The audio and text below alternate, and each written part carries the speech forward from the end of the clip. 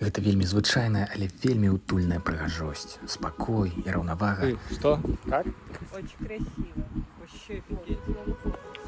І апынуўшыся там, адразу стала зразумела, што гэта менавіта тое, чаго так не хапала. І тое, што так зараз патрэбна, асабліва пасля шумнага гораду і цяжкага працоўнага тыдня. Мы астанавіліся ў вінакурні, якая знаходзіцца проста над Дунаем, каля нейкай маленькай чыгункі, якая хаваецца ў тунэль і губляецца там. Не хапала толькі гномаў з альпійскім золатам. На гэты вечар, ноч і наступную раніцу у нас быў стары, але вельмі утульны дом з камінам, у якім было ўсё неабходнае і нават больш. Віна мясцовага выробства, бо мы ў самым цэнтры вінаробства Аўстрыі. І ведаеце, у гэтым доме быў нават вінны склеп. І для тых, хто вучыць польскую мову, нагадаю, што склеп гэта не тое самае, што і крама па-беларуску, гэта як погреб па-расейску.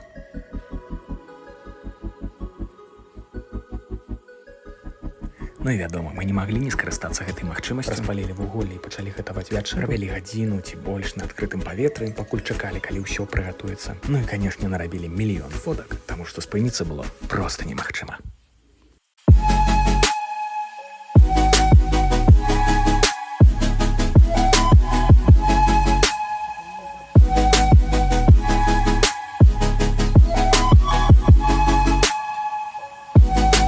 Дарэчы, віно ўсё ж такі не з таго склепу, купілі яго ў звычайнай краме. Таму што мы яшчэ не настолькі гурманы, каб аддаць 70 еўра за бутэльку. Тым больш, што ў нас была ліманчэла, якая таксама пайшла ў ход, пакуль мы адглядалі і сартавалі ўсё тое, што наздымалі за дзень, седзячы каля вогнішча і плануючы наступны дзень.